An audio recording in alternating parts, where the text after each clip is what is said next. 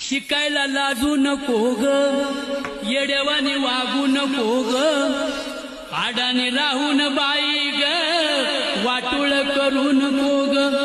शिकली नाही ती नागून भागू, ज्ञान कसं तिच्याकडं मागू. तिच्या दारिद्र्य दुःखाची परवड कुणाला सांगू. म्हणून लाव ग लाव ज्ञानाचं कुंकू कपाळी लाव. धरू नका माझा राग लागते मी तुम्हा माग, एवढा विचार डोक्यात साठवा. आपल्या